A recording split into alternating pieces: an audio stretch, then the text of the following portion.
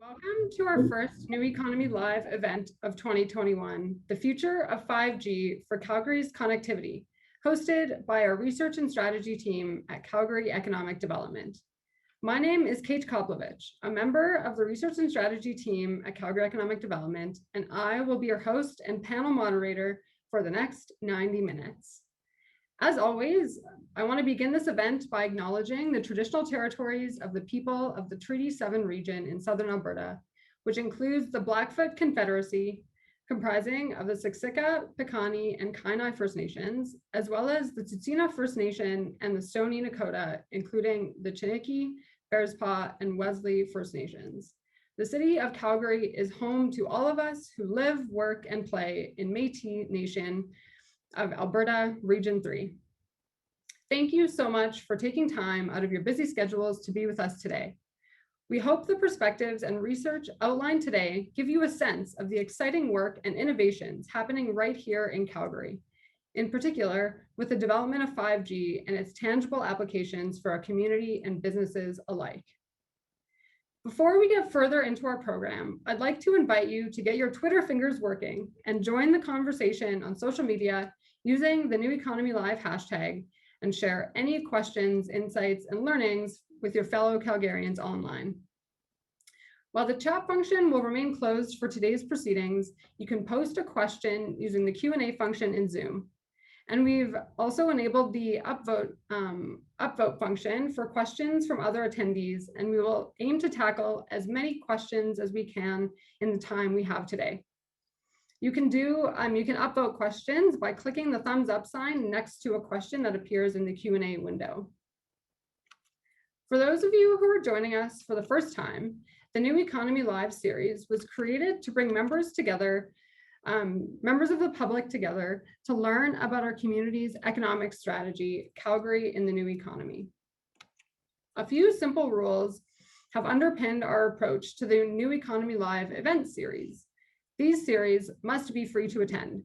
They are citizen-focused and underpinned by high-quality research and feature truly inspiring speakers and panelists. And given today's lineup, I'm confident we've delivered. The vision of Calgary in the New Economy is that Calgary becomes the city of choice for the world's best entrepreneurs who embrace technology to solve the world's greatest challenges, including cleaner energy, safer and secure food, efficient movement of goods and people, and better health solutions. A place that stands out not because we have all the answers, but because we'll do anything to find them. That's the city we can build together, and this is truly your strategy. The strategy features 4 interconnected pillars that we as a community must focus on to create economic resiliency in Calgary: talent, place, innovation, and business environment. I mentioned earlier that this is our first event of 2021, but it is our 5th event of this New Economy Live series.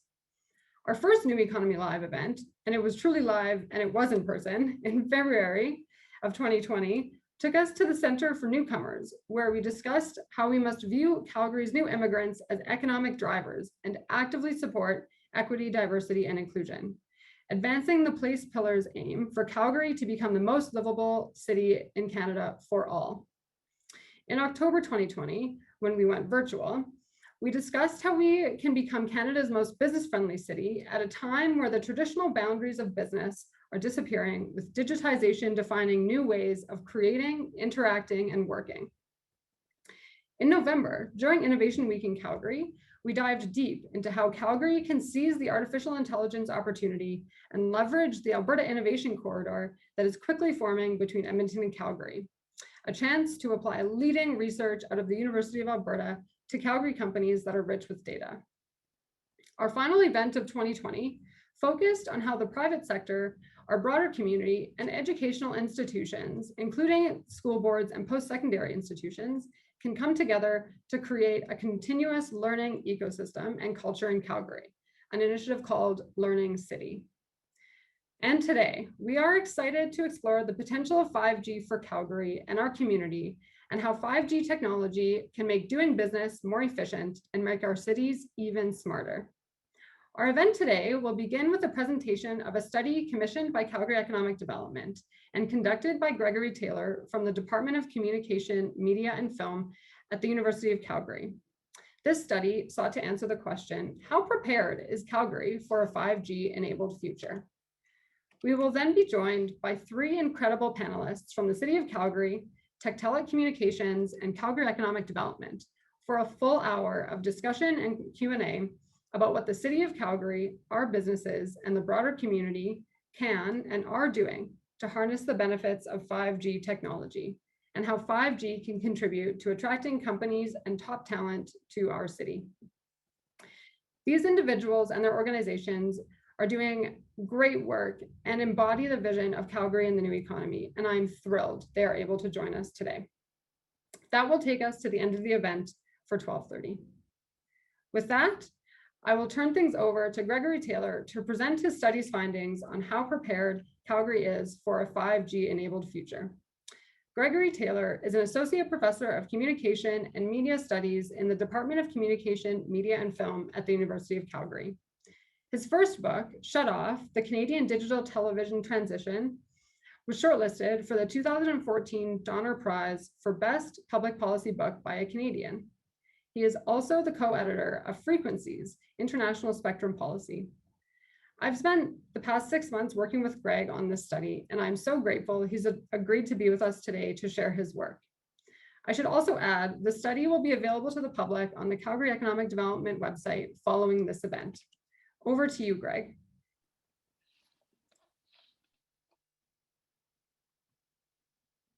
Thank you very much, Kate.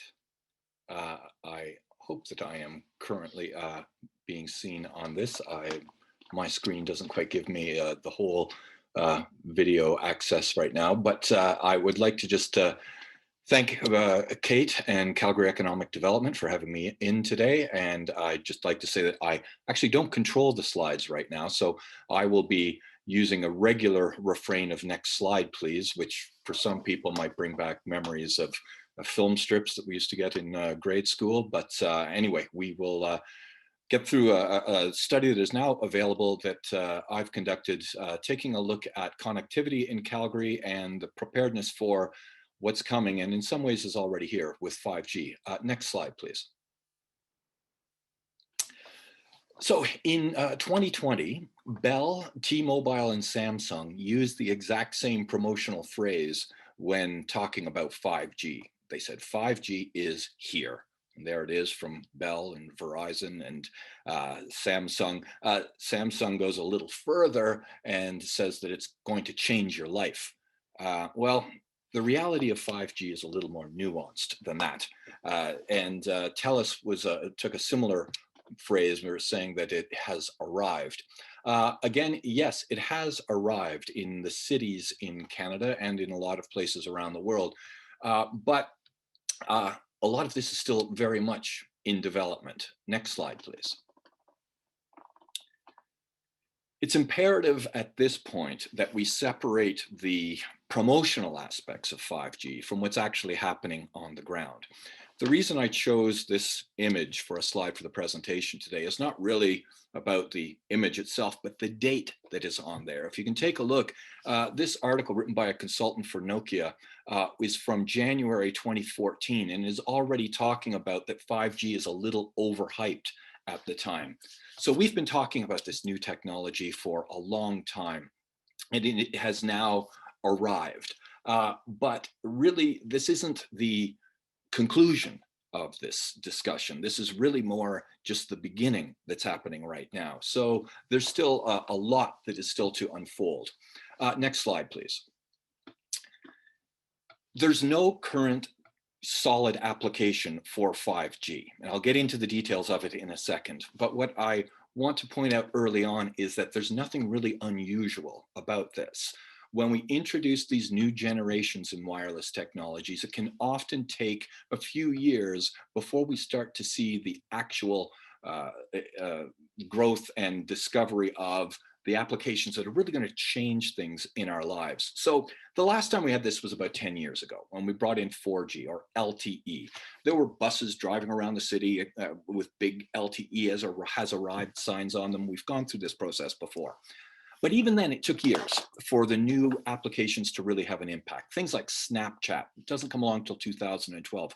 Uber becomes more widespread in 2013 and doesn't really take off until more in the middle part of the last decade. Video conferencing over 4G networks becomes more widespread around 2013, again, toward the middle of the decade.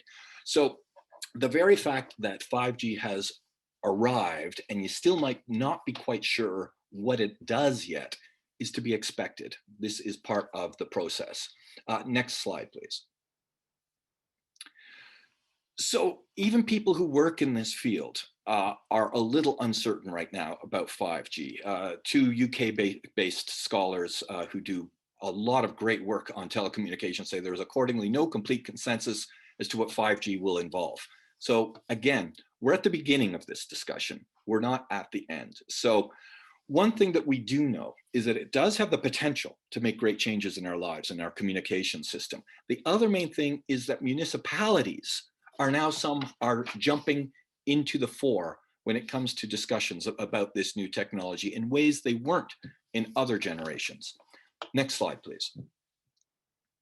So what are we talking about with 5G? Well, three basic things. One is there's going to be a lot greater speed. Okay, we're going to be moving data at faster rates. A lot more data will move at once. So speed is the big. And by the way, we're not just talking about doubling the speed or tripling the speed. We're talking about exponential growth of 10, 100 times perhaps of the speeds that we have right now. A lot of this, as I'll get to, is still very much in development. We're also dealing with much lower latency, response times. If you send a signal and you have to get something back, for example, if people are video gamers, know about this all the time, they want quick response. And so I think that we have a lot of people who are going to be really looking to this, and also in things like video, other video applications. Low latency will be, for example, virtual reality. Low latency is really important. Also, this is not just about your mobile device. This is about a lot of different devices. It's about the Internet of Things. So there's a lot more devices that are about to come online. So those are the three main things that we're talking about with the development of 5G. Next slide, please. So I borrowed this from the UK regulator Ofcom. Again, as far as what we're looking at with 5G is we're talking more data, more devices, so more things can be part of it. And that instant response, which is the latency. If we're talking about things like driverless cars, by the way, I'm not convinced that they are anywhere near on the horizon right now, but if they were, you need instant response time. We cannot wait for that signal to transfer. So the latency issue is really important when it comes to things like some of the new technologies that are coming along. The other thing to realize when we're talking about 5G is the type of spectrum that it uses. Spectrum, of course, the wireless frequencies that we always use for our cell phones. Three areas to consider: low frequency, under 1 gigahertz frequencies. Now, it doesn't really matter if you're not in the field what those numbers are, but what does matter is what this means. Low frequency can go a lot further with few towers. Most of us use this now in our cell phones. And so it can go a lot further, but it doesn't carry the massive data capacity nor the speeds that we want for 5G. Still, it can be used for 5G. Most of us are doing this right now. There's middle band spectrum, which is now coming up for sale. Sale is the wrong term. Auction this spring in Canada. 1 to 6 gigahertz of spectrum. This is kind of the Goldilocks zone. It can travel pretty good distances. It also can handle capacity. So this is a really sought after spectrum. But the real killer spectrum, the stuff that's going to make huge difference, is millimeter wave spectrum. This is in the high frequencies. This will be able to transfer massive amounts of data. But the other thing that is important about these ones, this is where the municipalities become central, because these have very small transmission radiuses. So the transmission potential for millimeter waves is very small. And so we're going to have transmitting towers built into streetlights, utility poles, areas of municipal governance. So this is where the municipalities suddenly find themselves in the telecommunication business, whether they wanted to or not. Next slide, please. So the other thing that is absolutely essential here is that wireless technology is a bit of a misnomer. The wireless signal always goes into a wire. And 5G is really only about that connection between your device and the tower. After that, your signal goes down into a wire. And in order to get 5G signals, that wire better be fiber.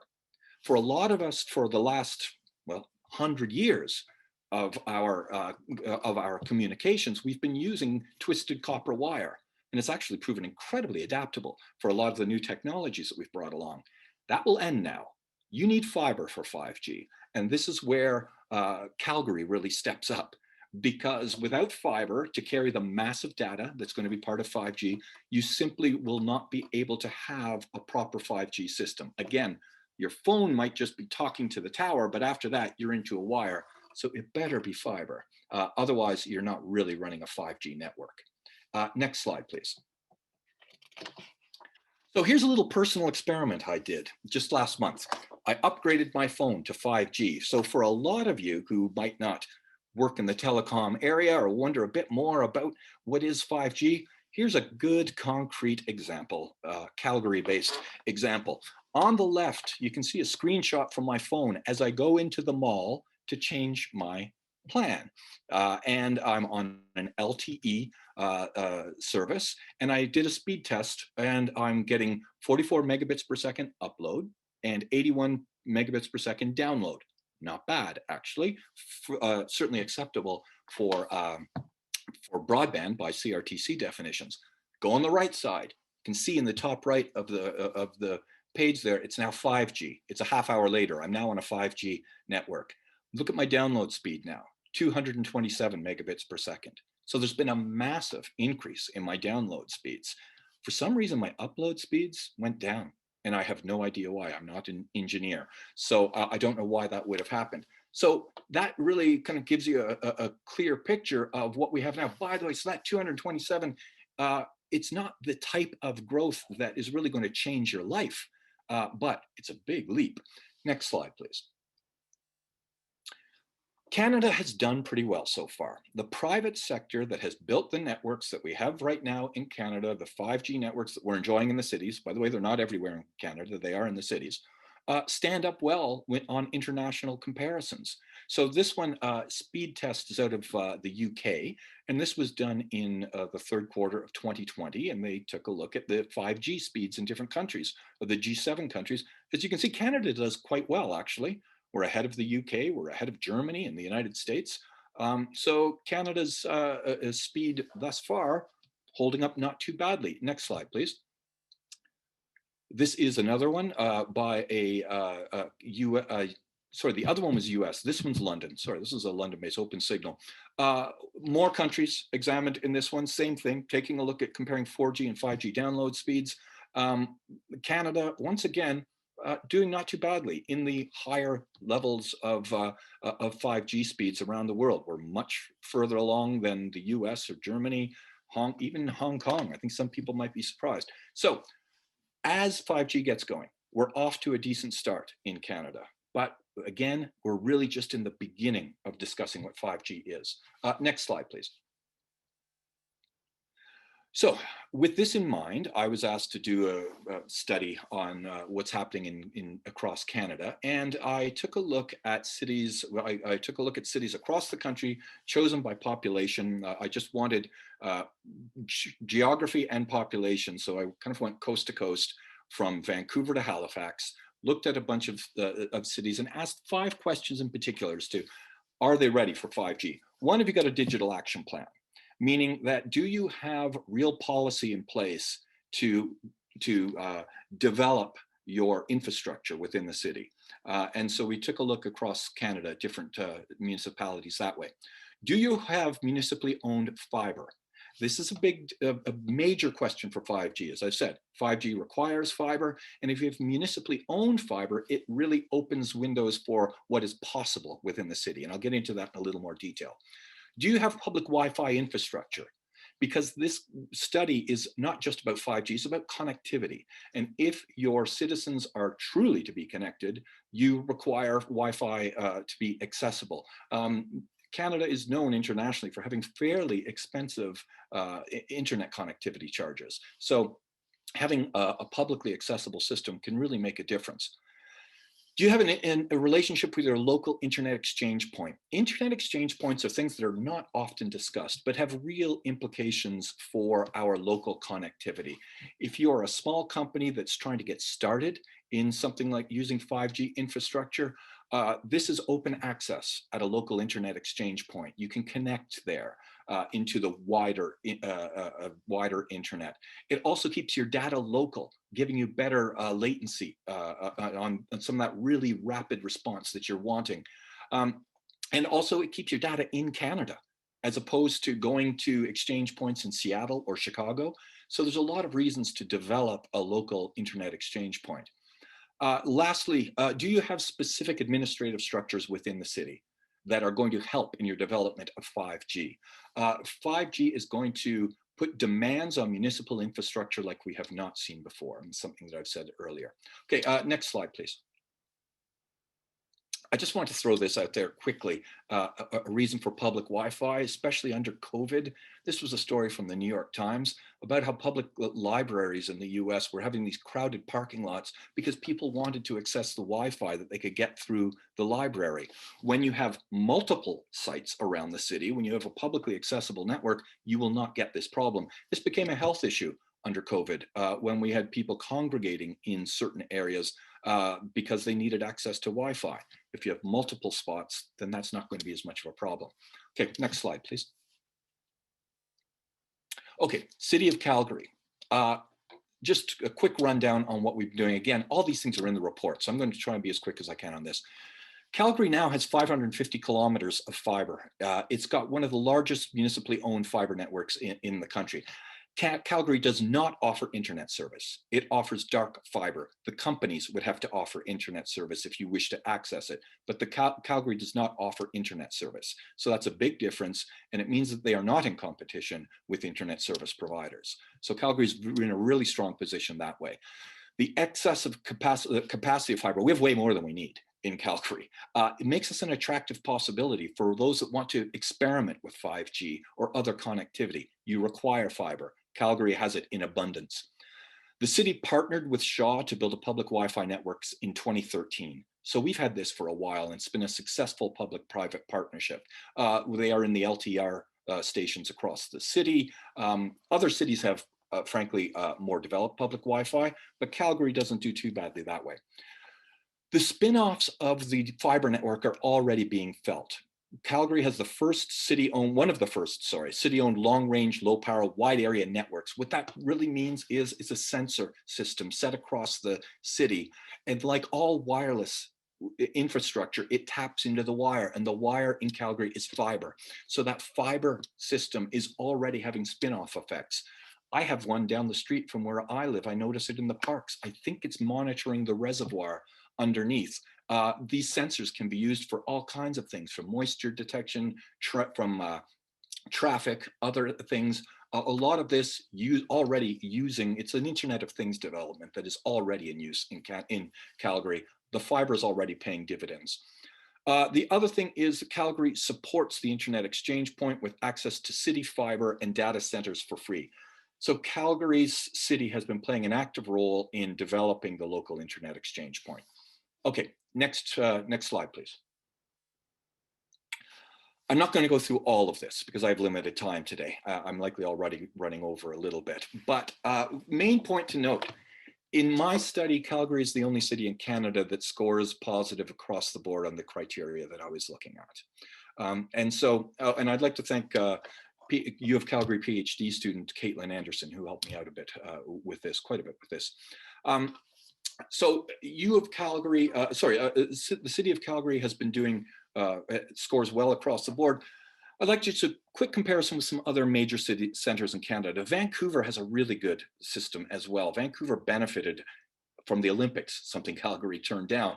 Vancouver really expanded its fiber network during the Olympics. It has 300 kilometers of fiber. It does not have a good, solid permit development process already in place for 5G. Calgary has already a total department dedicated to doing this and doing it quickly, so that companies can access municipal infrastructure. That has not happened the same way in Vancouver.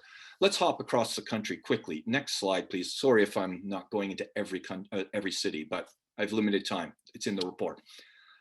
Comparison with Toronto.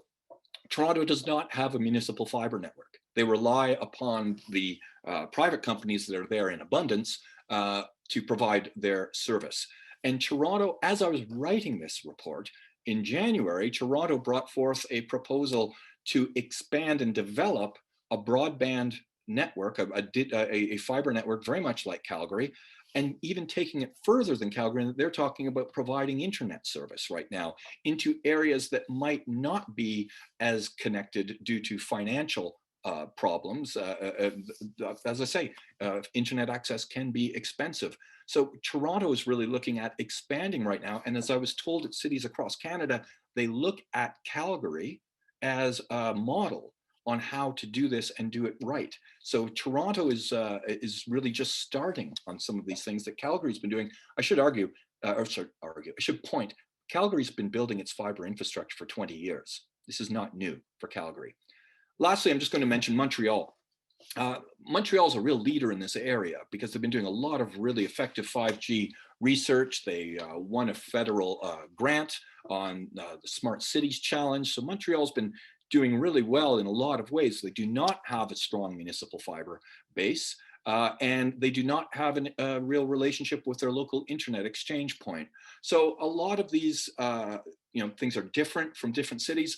It shouldn't be a one-size-fits-all solution to cities. It's going to be different in different cities. There's different requirements.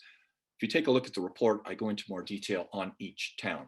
Okay, next slide, please. Okay, so to wrap this up, my key recommendations from this. First off, you're building for the future, not just 5G. One of the great things about fiber is they say that it's future-proofing, because you're not going to get faster than fiber. So to have a fiber foundation isn't just prepping you for 5G. We're already talking about 6G. So with the arrival of 5G now, people are already on to the next thing. When you're building with a fiber base, you're building for the future. The other thing to note, municipalities find themselves now playing an essential role in all of this in ways they weren't before. Municipalities need a unified voice and a seat at the table at other levels of government to discuss how this affects our cities. So I think that these are really important changes right now. In the past, municipalities were largely left out of the debate. It happened federally. They shouldn't be left out of this one. We're going to be noticing this at the street level. Partnerships with industry can work. We've seen that with the rollout of the Wi-Fi, public Wi-Fi in Calgary and in other places. But we need real policy foresight, and this is something Calgary has done so well.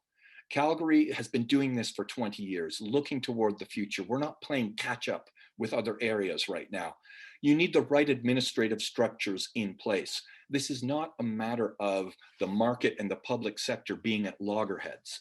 This is a matter of them working together for the greater public good and the greater development of new communications technologies. So we need to have these different groups. As I said, the private sector has already been providing decent 5G speeds, but this is just getting started.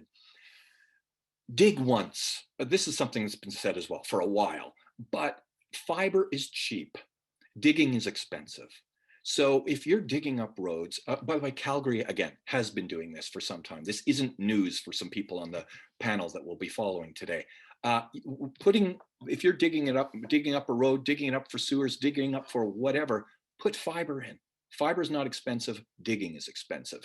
Municipalities across the country really need to have that as part of their policy. Calgary has for a while now. If you build it, they will come. Hopefully, if you do not build this foundation, in the report, I refer to the fact that so many people are now leaving San Francisco. High-tech companies are flooding out of San Francisco right now, searching for a more affordable place to live. It's no guarantee that Calgary is going to land all of these companies. But if you do not have this kind of foundation, you're out of the game. So I think that Calgary's approach, the public policy that has been in development here for 20 years, is really paying real dividends right now, and we're just getting started in the area of 5G. So I think that the Calgary city planners deserve real credit for what's been happening over this period, and I think the real benefits of this are something that we're going to see really come to fruition in the time to come, in the next few years. Next slide, please. So my connections or contacts are there. Don't hesitate to get in touch with me. I understand I'm not going to be taking questions on this today, but I'm happy to hear from anyone. If you care to contact me on the report, I do hope that you take some time to look at it, and I'm happy to take any further questions you might have. So that's my part of the presentation for today. I think that we're just starting in this new zone of 5G, and Calgary finds itself in decent shape. Thank you. I'm on mute. Thank you so much, Greg, for your presentation. And I had a really fantastic time working with you. It is always exciting to learn how the city is working with industry and other organizations like our local internet exchange point to invest in this critical digital infrastructure for our city's innovation ecosystem. With that, let's dive into our main event, our panel discussion. I'll introduce them to you now. David Bastow is the lead fiber optic planner at the City of Calgary. He leads business strategies around connectivity and fiber optics for the City of Calgary to enable high capacity networks and facilitate research and innovation through the allocation of municipal assets. Thanks for joining us today, David. Thank you for having me, Kate. And thanks for CED just for setting this up. Great.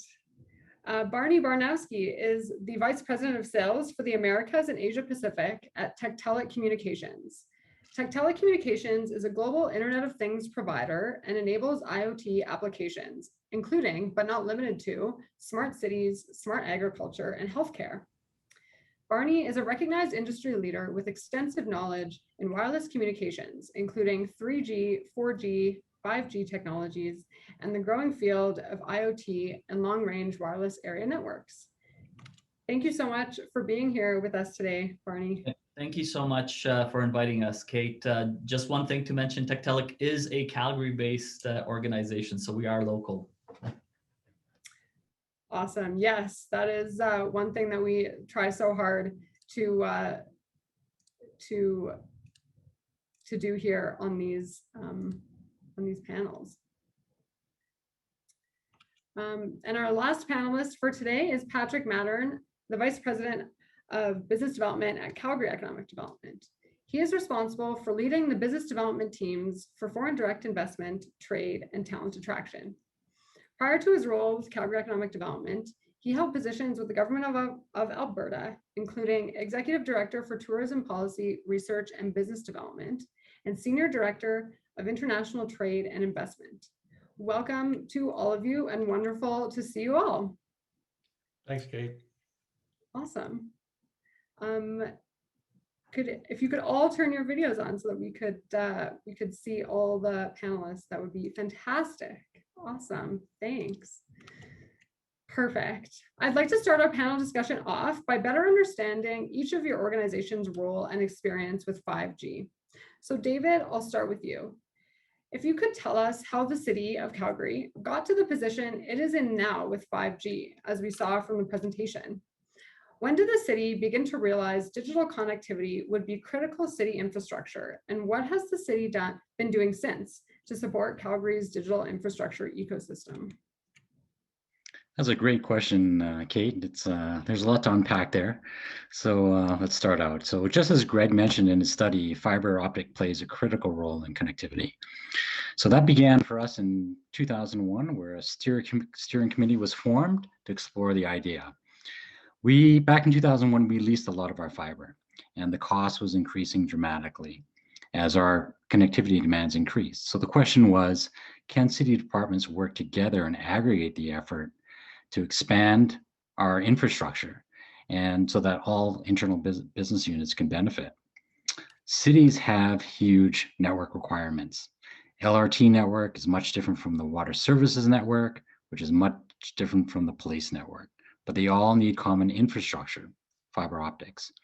So the most challenging part of any municipal to build fiber is getting internal business units to cooperate and give up some of their control of their network. And this is really done by building trust in the relationship. So what Greg says in his report is really perfect. He says a degree of faith is involved in making a generational leap towards new infrastructure. That's a perfect statement right there. So when you ask, what is the city doing to support the ecosystem? Well, when it comes to 5G, we are building trust in our relationships with the WSPs. 5G, just like Greg says, is no longer a carrier's only network. To be successful, our asset owners like municipalities or power utilities need to participate. And that means we all need to build trust in our relationships. So I do have to call out a few people here in this question, because we've had a massive team working on 5G. So first, our executive team, Bruce Cullen, Jan Bradley, and Troy McLeod have been amazing. We had a lot of subject matter experts from various different departments, like Candice Bain from Roads, who were critical to this. We also had to call out some individuals who really spent the time to build that trust relationship, starting with Barb Menard from the city and Wanda Michaels from Kugawa Consulting. They spent 18 months with the 3 large providers and internal stakeholders to define a new process. And this is the biggest vulnerability cities have. They do not have set up an intake process for thousands of applications of antennas on their assets. So we also, with the 3 WSPs, we have to, Roger, Shaw, and TELUS, they were amazing. They contributed their time and knowledge to get where we are today. And so what I really learned from watching this process redesign exercise is that it inherently builds relationships and trust. And it takes a lot of talent and expertise to pull it off. So we were lucky to have Barb and Wanda leading that initiative. Once the process was completed, we needed to implement. And that program was led by Shelly Ohama, who has been amazing. She's listed as a program manager, but I kind of nicknamed her our chief operating officer. Shelly has a real talent with getting everyone to work together to set new guidelines and standards and inform the master agreement. Master agreement is being led by Kelly Hess and Lori Bonnet. They're doing amazing as well. So when it comes to the digital ecosystem, it's far broader subject than 5G, and Greg says that in the report as well. So when I look at 5G, it represents the first meter or the last meter transport, but there is a huge network behind it. Think about the 200 meters before your house. It's only relevant because there's a huge road network behind it. And this 5G network behind it is made up of both public and private networks. The digital ecosystem will have to consider details like how traffic flows through that network. Take example, low latency. It can't exist if your traffic is moving to Seattle and back. So part of our strategies has to include supporting network capabilities, like attracting hyperscalers or CDNs or cloud providers and tier 1 providers to reside in Calgary. So I've been having some talks with Equinix lately. They're a global data center, and they have this terrific mantra. What's good for the digital ecosystem is good for the customer, or for our case, the citizen, which is good for us. And I think that's a powerful philosophy, and we all need to adopt it. That was great context setting, David. And thank you so much for providing that amazing overview of all the work the city's been doing in terms of preparing us for 5G. If I move on to Barney, from the presentation, we saw, of course, one of the most significant applications of this new 5G technology is the realization of better functionality for Internet of Things, or IoT. And of course, I know, and you mentioned that Tectelic is a leader in IoT. So I want to give you an opportunity to tell us about a few of Tectelic's applications and case studies using IoT. Absolutely. And yeah, so this is a great question. And thank you for setting this up. And actually, thanks to Greg for setting us up as well. You may recall Greg mentioned that City of Calgary is one of the first municipalities in North America that has rolled out its very own IoT wide area network. As it happens, this network is based on a technology called LoRaWAN, which is a complementary 5G technology. And it's actually using equipment that was designed and built right here in Calgary by Tectelic. So this network, really what it gives Calgary is the ability a wonderful ability and opportunity to test and experiment with IoT and some of the various use cases that we're going to be solving from an Internet of Things perspective as 5G becomes more widely adopted. So it's not like we have to wait for 5G to suddenly appear. We're already doing a lot of the work that's required. We're laying the groundwork for a lot of the solutions that are going to be happening. So just sort of to take a step back with respect to what IoT is and what it means. So in the context of 5G, and again, this is in Greg's report, it's really about connecting tens of thousands, if not hundreds of thousands of objects and devices and machines to the internet. In simple terms, right? And this is exactly what we do at Tectelic, right? This is our why. We create the carrier-grade infrastructure that is necessary to cost effectively, quickly and simply connect these devices to the network so that people and businesses can start extracting the value of the information that these devices provide. But to actually answer your specific question, Kate, over the last 4 years, maybe even longer, we've had the opportunity to work with the City of Calgary on a number of some very cool and innovative smart city municipal use cases. So just rattling off some key ones, simple things like tracking golf carts on city golf courses, providing IoT infrastructure at the Devonian Gardens so that horticulturists can monitor plant health. More recently, water level monitoring in manholes for safety. Copper theft, that's a thing, right? So we're actually tracking that with IoT. Rodent and pest control, so smarter mousetraps, right? Better designed mousetraps, which are actually connected to the Internet of Things. And now, even more importantly, as we start emerging out of COVID, things and solutions like contact tracing and in-building air quality monitoring are becoming much more important. And I'm sure we'll talk more and more about that in the panel. But yeah, that's essentially what we're involved in. And again, we're local to Calgary here, and it's been a great ride for us so far. That's great. Thanks so much for that, Barney. And some really neat IoT applications that I would never have thought of, better mousetraps. Literally. Huge. It's a huge industry, Kate. That is so cool. And lastly, just for the final opening question here to Patrick, in your opinion, how does 5G in Calgary enable us to achieve the vision of Calgary and the new economy, our city's economic strategy? Terrific question, Kate. Thank you very much. It harks to your first slide when you started this webinar. Calgary's vision is to be the world's best location for the world's entrepreneurs to solve those problems in food and energy and in transport.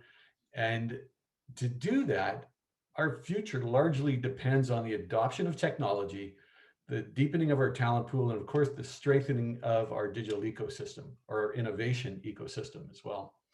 So where 5G comes into play, I can only describe it, and I'm not technically capable as others on the panel, but it really is a quiver in an arrow in our quiver, in our economic development quiver. 5G is closely tied in, as was suggested, into the dark fiber, and to have 550 kilometers of dark fiber is fantastic. And that goes a long way towards solving that vision. The policies, the permitting, and everything that the city of Calgary has put in place under the digital strategy all impacts a move towards creating that vision and the outcomes around it. the industry and the creativeness of the people we have, the entrepreneurs here in the city, in the ecosystem, the existing companies across a variety of industries, those startup companies, again, are a validation of moving our vision forward. And this just gives them another tool in that tool set for themselves to move into various other products, whether it's a software program or a gaming program. And of course, the PSIs, our post-secondary institutions, are critical to our success in the future. And this, again, provides another tool for that tool set. And I think Gregory's comment was critical. There is an essential role for municipalities in the tech ecosystem of Calgary. And this is clearly a demonstration of what's capable in the city and how it responds to that vision of the Calgary and the new economy. Awesome. That's great, Patrick. And as you said, you know, it's this 5G, it is all about creating this innovation ecosystem and supporting our world's, attracting those world's best entrepreneurs. I think that that's a great segue, to be honest with you, into my next question, really for David. When we think about this vision for Calgary and the new economy, as Patrick said, to be the city of choice for the world's best entrepreneurs, you know, it seems like Calgary is doing all the right things to become Canada's most connected city. And then that, as we, you know, mentioned, attracts talent, attracts all these innovative companies. So what is the city's plan to ensure Calgary continues to be at this forefront of 5G in Canada, including how do you think 5G will transform the city's own services? That's a great question, Kate. So I think first and foremost, we need to get 5G deployed cost effectively. And that really means working closely with the WSPs to streamline that process and create standards and practices that reduce costs. Streetlight poles are in high demand, and we have an amazing team in roads led by Candace Bain who's making this work happen. But we also have other assets in play too, like our buildings and our lands that where macro towers can be erected. So with respect to city services, as our network evolves, there's going to be opportunities for 5G capabilities to shine. Like as an example, we're building fiber to all our traffic controllers to increase the intelligent traffic systems capabilities. Well, that data from the ITS network can feed into the 5G application. Barney was talking about our LoRaWAN network and all our IoT devices. All those, that data are potential 5G applications. So when we think about all the future technologies on the horizon, like autonomous taxis, drone delivery, energy storage, these are all going to require connectivity and will produce data. Some of this data will be produced over industries networks, but some will be produced over the municipal networks. And that's why a close partnership with the WSPs will serve us all. You know, the city has numerous strategies that will support 5G, our downtown strategy, Rethink to Thrive, business friendly, living labs, smart city, strategic foresight. These are all strategies that will accelerate the value proposition for 5G. So a lot of these strategies involve partnerships and relationships, which are critical. And that's what we're working towards. Awesome. Thanks, David. And I think I think you bring up a great point about really how the city is supporting those applications and the new, like I liked how you called it the value of 5G, right? It brings out that value proposition really truly of what 5G can do for us. And so Barney, if I bring it over to you, when I think about, you know, your examples of applications of IoT and how those relate to 5G, how have you seen in the past year in 2020 how the COVID-19 pandemic has affected the deployment or realization of 5G applications and the Internet of Things? Are we seeing, you know, applications really accelerate over the past year? Yeah, great question. And unlike many other economic areas, we've actually seen an acceleration in certain areas with respect to the adoption of technology, right? But specific to the question around 5G, in its intended form, 5G is still on the horizon. And in a kind of the most mundane impact that COVID has had is it's basically delayed the 5G spectrum auction, right? So, CRTC has to get together with the carriers and they have to auction off that 3.5 or 3.7 gigahertz spectrum, right? So that's created a bit of a delay. But what COVID has done is it's really shined a spotlight on what I see as kind of three key areas that, from a technological perspective, where 5G is really going to sort of shine. Number one is bandwidth, access to bandwidth. Number two is the area we are working on, which is IoT and specifically remote monitoring. And now, as we're, with vaccines, we're seeing kind of the, light at the end of the tunnel, the re-entry strategies. So specific to bandwidth, I mean, I think that one is pretty straightforward, right? As people started working from home and with, the ubiquitous adoption of video conferencing, bandwidth became an issue, right? And not only just bandwidth at home, because that can relatively easily, hopefully be solved with broadband and Wi-Fi, bandwidth on the go, right? So you had that, in order to work, in order to do your job, you had to kind of be anchored at home. With 5G, with the bigger bandwidth, we're going to be able to actually get mobile and still have that same networking experience. With respect to remote monitoring, where we saw tremendous amount of innovation is in the need and the requirement to monitor assets, in particular vacated offices, office buildings, the areas where people used to congregate and used to be able to sort of monitor and help enforce, certain standards with respect to, for instance, the toilet is leaking, right? Or there is a leaky sink, right? All those kinds of issues suddenly became very much more pronounced because there's no one in these buildings to actually help you monitor them. Right? So remote monitoring of assets, the ability to be able to collect data remotely, that's certainly accelerated from by virtue of the pandemic. And then the last area, which is the re-entry strategies. So initially there was, and for us as well, there's been a tremendous push for solutions that provided you with efficient, cost-effective, and easy to implement technologies to do contact tracing. Sad example is Alberta Health Services, up until very recently with COVID, was actually using paper-based contact tracing methods, right? So, I mean, we're talking not even 2G, right? We're talking 1G, right? Paper and pencil. So contact tracing became critical. I think that's because of the vaccines that's now been somewhat eclipsed more by the need to monitor air quality, and specifically as we re-enter the classrooms, as we enter the offices, what we're seeing right now is a huge uptake on CO2 monitoring, right? In other words, being able to monitor presence and how many people are in buildings, and those are the kinds of key areas where we're seeing kind of a lot of activity and scuttlebutt with respect to the stuff that we're doing. So really, it comes down to those three areas where we saw COVID having kind of a very, I would say, acting as an accelerant, if you will. Absolutely. No, that's so interesting. When I think about all of those empty space monitorings, that's fascinating. And then remote working, of course, not just people in their offices with increased bandwidth, but also needing for people to go into the field. But then with IoT, you don't necessarily have to have people go into the field and things like that. So, and those are some really great application explanations. That's fantastic.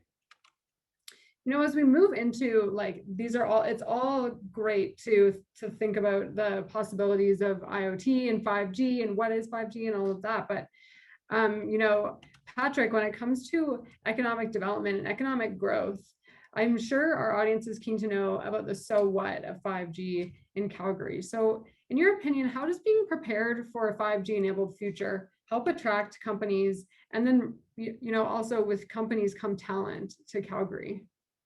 Yeah. So the answer to so what, always a challenge, I must say. I think your comment there about a few things, attracting companies, attracting talent, and preparedness are three of the key words that I pull from that one, and they're all interlinked.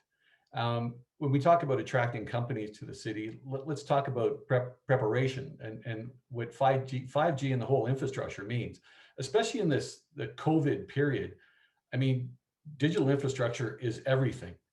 Companies' existence, in a large extent, depended on the infrastructure available to them. So it matters.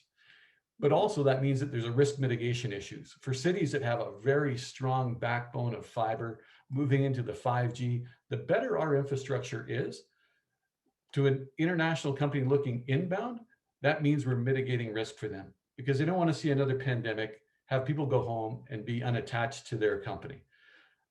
It is critical going forward. And I think that in 2013, Calgary responded brilliantly. And I think it's cited in the study about the flood and how the city of Calgary responded with its infrastructure to keep companies up and running. That makes a big deal of difference to a company. They're there to make profit. They need to run to make profit, and availability and reliability is key.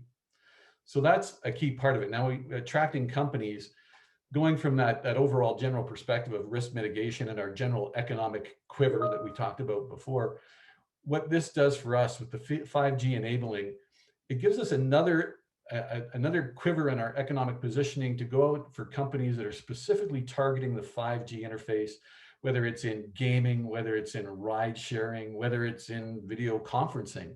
I think these have all come across our screens within Calgary Economic Development over the last year.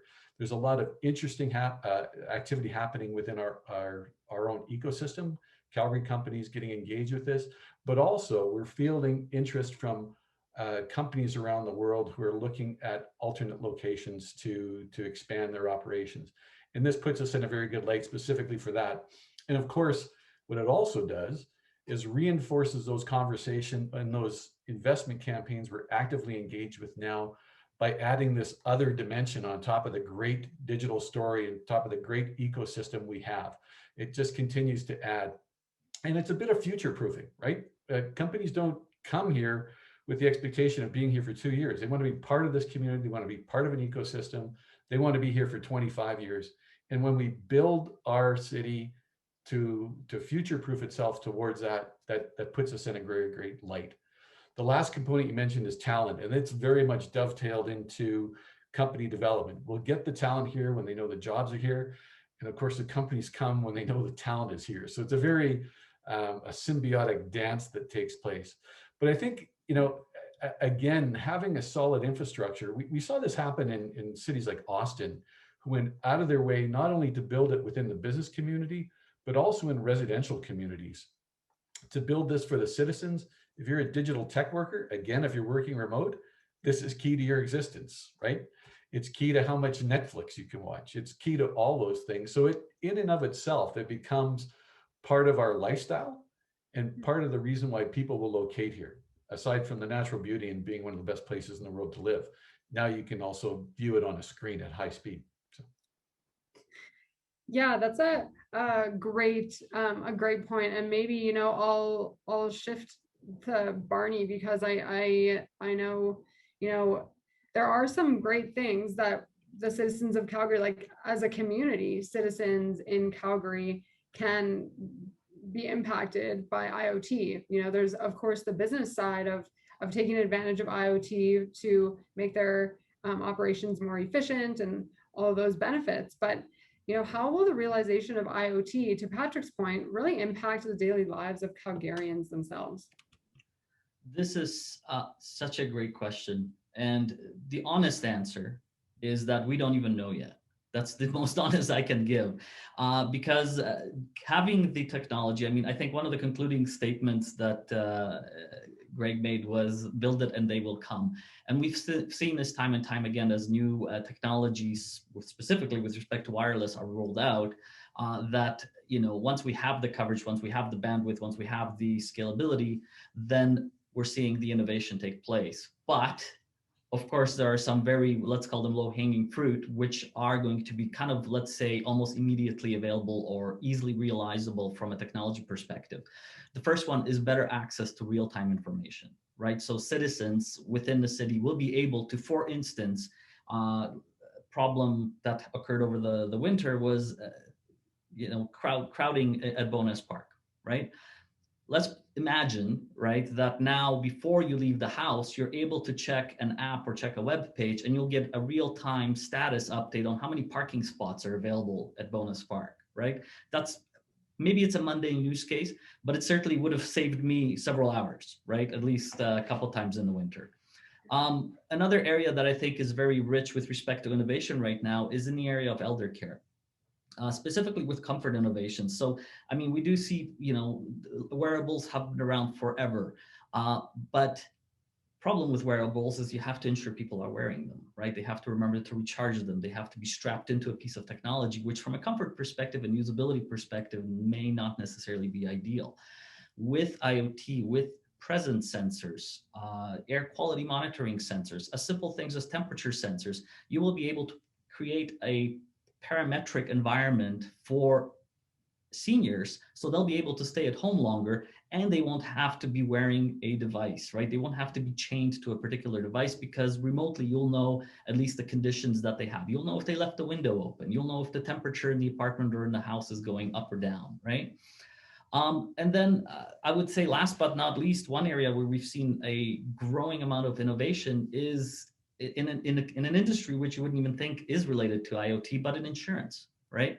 So imagine if you can now start introducing sensors in your home that are going to help you with your insurance premiums, right? Because for instance, you will deploy leak sensors, right, in the basement that will have a preventative algorithm associated with the detection of a leak, and it'll simply cut your water. So if you go on vacation, for example, you don't have to worry that, oh no, my pipes burst because it's cold. I mean, this happens in the winter, but you know, you have IoT there that's going to sort of cut off the water to the house, right?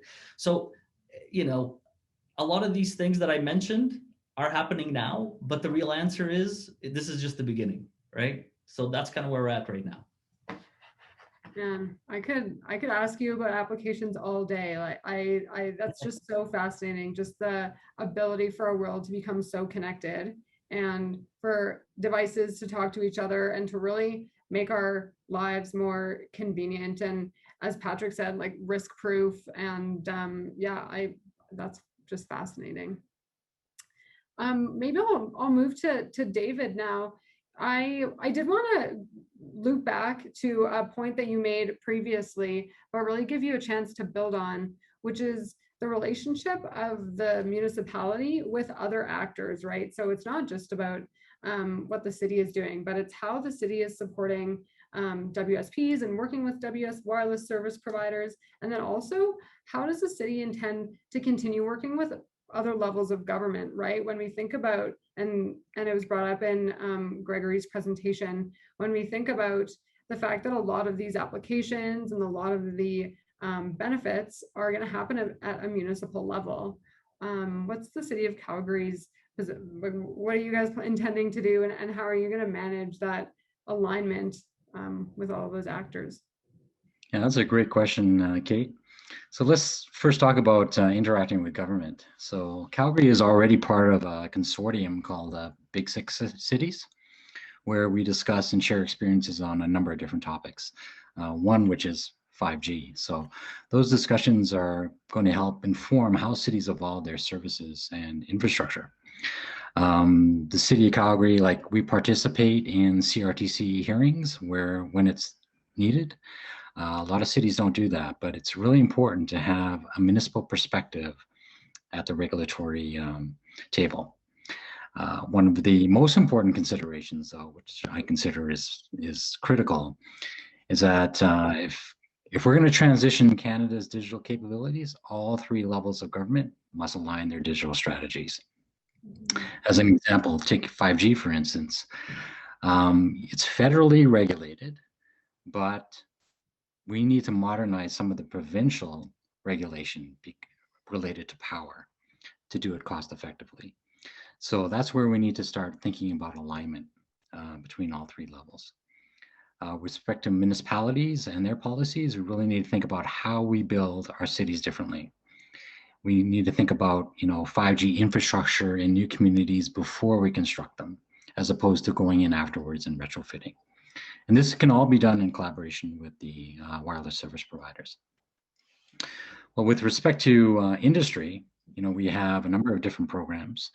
Our Living Lab program opens up city assets to startups and innovators to leverage our assets and to advance their technologies. Like an example, we have our landfills opened up to drone companies to train their pilots. If they didn't have that opportunity, they have to go out of town to train their pilots. So the city has had a lot of success with that.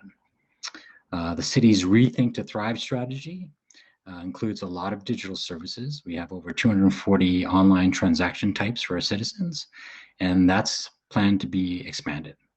Our smart city strategy, it's being developed by Monique Nesset, and that's definitely going to capitalize on 5G innovations. Shelley Ohama is working on a digital playground in our downtown area, and that's going to be an area of high 5G density. I'm having some incredible conversations with Equinix. They are a global data center. They are like the Disneyland of digital. If you need access to hyperscalers, CDNs, cloud providers, or IXs or tier ones, they're all there. So we've been having some very innovative discussions about edge computing and low latency. And we engaged a lot of our post-secondaries to enable research in things like quantum encryption and fiber as a sensor. And Greg has talked about that in his report as well. So yeah, there's a lot of stuff going on. That's awesome. Thanks so much, David. Recognizing the time, I do actually want to move us into the Q&A because we do have some great questions that have come up through the Q&A, and maybe I'll, just start off with David, because I did see a few that have come up and that have been upvoted related to city light poles first. So we'll get to that question first. Are the new city light poles 5G enabled, and are they currently active, or is this creating more potential? So our current poles right now likely will have to be upgraded to support attachments. So we are working with the carriers for that process because there are certain engineering standards on how much weight a pole can take, etc. And when we're thinking about new communities and things like that, I know the Roads Department of Canada Spain is working on new standards. It's not only about the pole and the base, but it's also about the communication infrastructure, the conduit that feeds the poles. And she's set up right now new standards for communication infrastructure called the Streetlight Communication Infrastructure Standards to make sure going forward that we can bring fiber to these poles. Awesome, great. And then I saw a question around talent related to 5G, the workforce that's required. So maybe I'll pass that question to Barney, which is, what are companies in Calgary, and you can speak, of course, to Tectelic's experience doing in terms of the talent required to support creating the 5G infrastructure? So yeah, I mean, Tectelic, we've been around, I guess we're going to be 12 years in Calgary now, since our founding. And we've always had a great relationship with the local universities. So specifically University of Calgary, University of Alberta, but also the Western universities as well, University of Saskatchewan, et cetera. So in addition to actually just having, a commercial business where we design, develop devices, we actually co-sponsor a lot of studies with some of the local universities pertaining to RF. Now, what happens from a talent perspective is once we engage some of these professors, a lot of times we end up being able to sponsor some of the students as well, who eventually end up working for us. Also, again, I think we're a bit unique in Western Canada as an IoT company. So we actually do have a lot of interest from all across Canada, including the United States, of people who are interested in coming to work for us, right? The work we do is truly unique with respect to the RF work that we're doing, as well as the IoT work that we're doing. So yeah, I mean, for us, number one, we get it here from Western Canada, Calgary in particular, but people want to come from all around to work for us.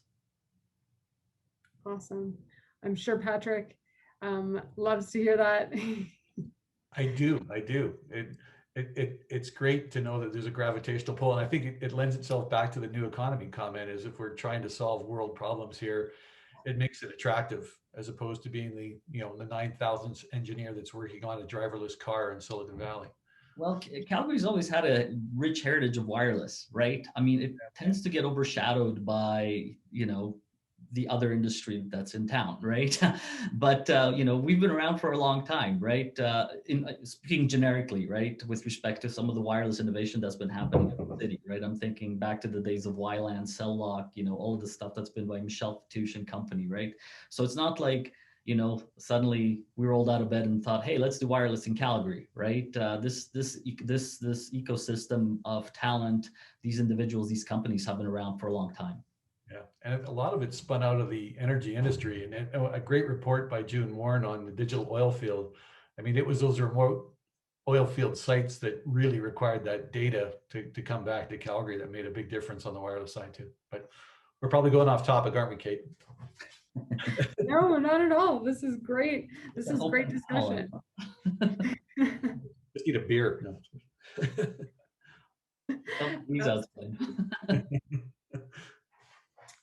There have been a few questions as well, kind of all related to the concept of accessibility and how is 5G going to be made accessible to all citizens, to the public, and especially, of course, at a reasonable cost, right? And so maybe I'll leave that open to everyone on the panel, but specifically, I think David, your discussion and points about the local internet exchange point really kind of bring that home in terms of accessibility.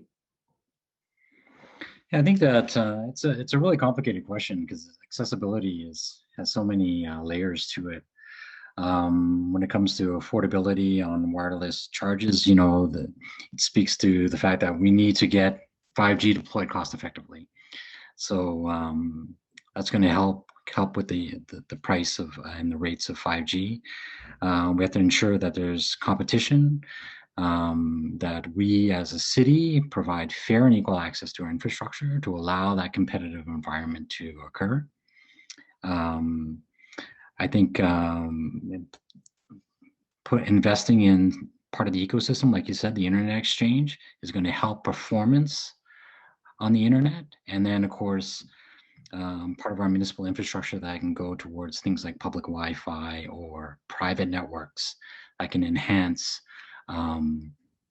connectivity is a good thing. Like recently, we started talking about EduRoam. EduRoam is a network for students. And the city is looking at propagating that across its Wi-Fi network. And that increases accessibility in the downtown in different areas as well. So yeah, that's probably what we're going to be focusing on. Yeah, that's great. Awesome. Great. Sorry, I just saw that Barney had his mic unmuted, so I figured you'd jump in here. Oh, you want me to jump in? Sure. No, you don't. You don't at all have to. No problem at all. No, I'd be happy to jump in. I mean, the questions around costs of 5G, right? And I mean, I can only answer this from the context of,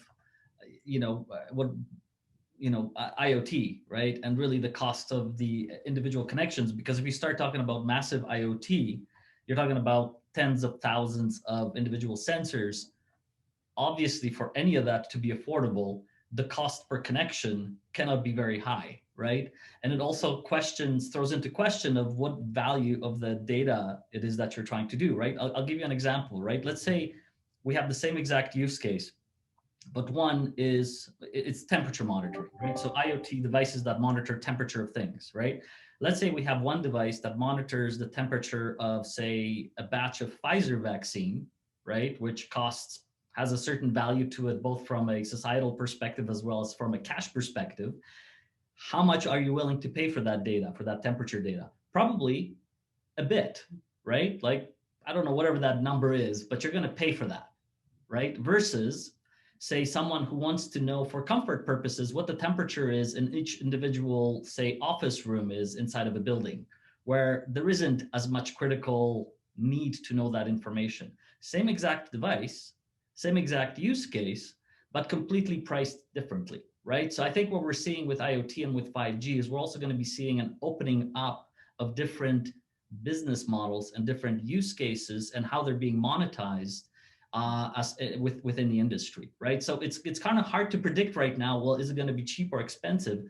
The answer is, as with everything, it depends. It depends what the open market will bear for the solution that you're trying to do. And I was just truly playing with my mute unmute button, so sorry about that. No problem. You gave a great answer when I put you on the spot. So thank you so much for that. I think there's a really, when we talk about accessibility and going a little bit deeper on that, how do we, or can, 5G, and how does 5G narrow the digital divide between urban populations and rural areas? I can take that one. Awesome. Yeah, open. I think it actually might exacerbate the problem for a while, because 5G takes a long time to deploy. So if applications actually pick up and are adopted, only the people who have 5G are going to be able to use those, while people who don't have 5G are not going to be able to use that. So it could, for the first part, begin to create a wedge in the digital divide. So we have to be mindful of that. Yeah, that's a great point for sure. Yeah. And I know, David, a lot of these questions are really great questions, very applicable to what David does. David, I know you talked about the alignment between different levels of government, and I think that's so key. And there's one question here that says, is the provincial government, and maybe how, I'm sure they are. So how is the provincial government involved in 5G deployment? Because we have talked about federal and then municipal, but. Yeah, that's a good question. I know they were working on a provincial broadband strategy, but I think COVID interrupted it. So I'm not sure where they're at right now. But I know that they had reached out to us when they started that provincial broadband strategy, but I haven't heard back since COVID. They're probably preoccupied, yeah. Fair enough, absolutely. No, that's absolutely, yeah. I mean, you make a good point though. Like the fact is, all levels of government, right, and every municipality and government are working on this. This is such an important leap in technology, right? That everyone is preparing as best they can, for sure. There is one question that I did want to bring up. When we think about the impact of 5G on the environment, Barney, you talked about the potential IoT applications of 5G for better agriculture and soil monitoring and plant health monitoring. But when we think about 5G in terms of its environmental impacts, what are those environmental impacts, and how are we looking to mitigate those? One area of massive ability to deploy massive number of end devices. I mean, there are always going to be impacts, right? It's just a question of what is the value that is being offered by those impacts, right? Anytime you put up a tower, you put up a base station, there is going to be some impact, right? We've seen this with every technological advancement. That's just the reality of life. But the question is, aside from bandwidth and connectivity and access, what value can we bring about from that? And one area that I think is going to be at least very relevant for us here in Alberta, as well as British Columbia, is the ability to deploy sensors on a massive scale to deal with things like forest fires, right? Again, this has yet to be solved in a very expedient and very cost-effective manner, right? So we have some ability to be able to proactively address fires in the province, right? And one option is to deploy either CO2 monitors or heat monitors, or basically small battery operated devices, right? Because that's what IoT is about. It's about being able to have devices that can live on a single battery charge for a very long time. So you can deploy these devices cost effectively and essentially provide that kind of early warning systems so that we can deal with the environmental impacts of things like forest fires, right? So that's just kind of a simple example, but these are numerous, right? Where if you have the ability to roll out the ability to remotely monitor things cost effectively, it's kind of sky's the limit. That's great. Yeah. Awesome. I'm cognizant of the time and do want to wrap up our Q&A portion, just with I'll do the round robin. I've got just a closing question for all of you. So I'll start with David here. What's next for your organization in terms of 5G, and where do we go from here?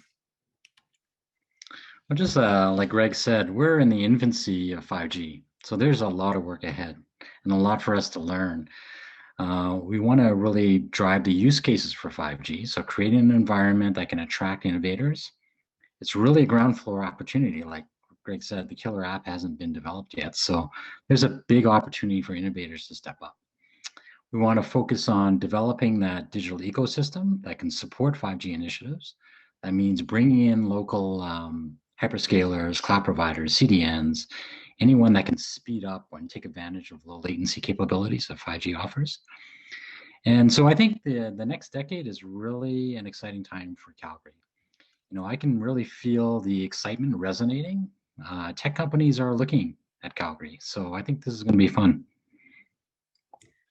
Awesome. That's great. I love the optimism and the enthusiasm. I feel it too. Maybe I'll go to Barney next for your perspective on what's next. Yeah, certainly. So, I mean, we've been very, I guess, well entrenched within the IoT ecosystem from an infrastructure, from our product perspective, right? Literally focusing on the things in the Internet of Things, right? So whether that's building end devices, sensors, the gateways and the access points that collect that data. But I think as 5G, as IoT become more ubiquitous, and we can take the actual connectivity for granted, right? Which is what essentially we did eventually with 4G. I think as a company, we're moving more and more up in the value chain and starting to provide actual end-to-end solutions, right? So one specific area that we're currently innovating in is remote medical devices and the full stack applications that go along with them, right? It's not enough now just to have the raw data, right? For example, from a patient who's being remotely monitored, say for their heart rate, their temperature, their respiratory rate, by the way, all influenza type of monitoring, symptoms. We're getting ready for the next pandemic.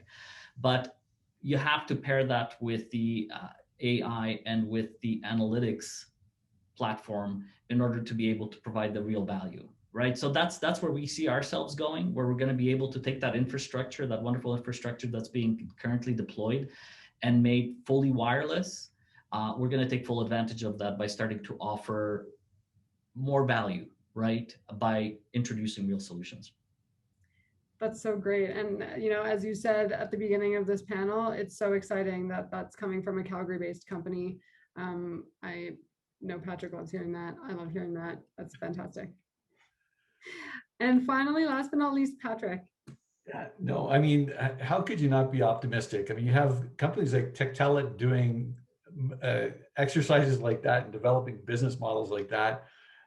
You have what the city of Calgary is building in the way of infrastructure. You have a University of Calgary that's talking about quantum computing and cybersecurity. From our standpoint at Calgary Economic Development, and particularly in the business development team, this is all just fuel for our fire of engaging more and more companies to build out the economy. So kudos to our research team and for Gregory at the University of Calgary of putting a quality piece of work together. For us, that becomes a calling card to the world's technology companies. And then when we bring them here, we can demonstrate the ecosystem build that Tectelic has. We can talk about what David has created in the dark fibers.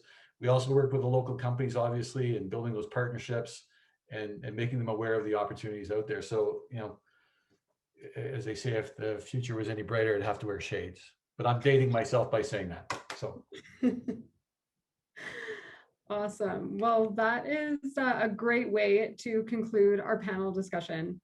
I wanted to thank Gregory Taylor, David, Barney, and Patrick for not only taking time out of your busy schedules to participate today, but also for enlightening us about 5G and its potential benefits and applications. We are excited to share the story of how Calgary is on the right path to becoming Canada's most connected city. So thank you all so much for participating today. And thank you to everyone at Calgary Economic Development who continues to make this event series possible. It truly takes a village to put these events together. And to you, our attendees, make sure you go to Calgary Economic Development's website to read the 5G and connectivity study that was talked about and presented here today. As the first New Economy Live of 2021, I hope you found today's discussion as fascinating as I did, and that it helped highlight some of the great work our community is doing to continue innovating as our city has always done.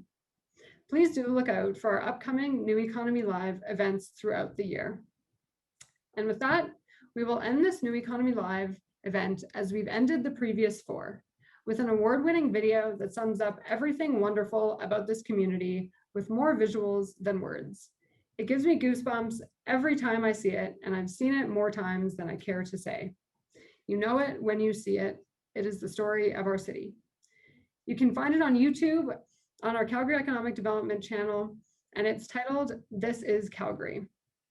So if you're thinking about what to tell a colleague abroad who's looking to relocate their family, or what you could show an investor thinking about where to grow their company, or what you could give your son, daughter, niece, or nephew to show them all that we're building in this city, you can show them this video. Thank you so much for your time, and we look forward to seeing you at the next New Economy Live event.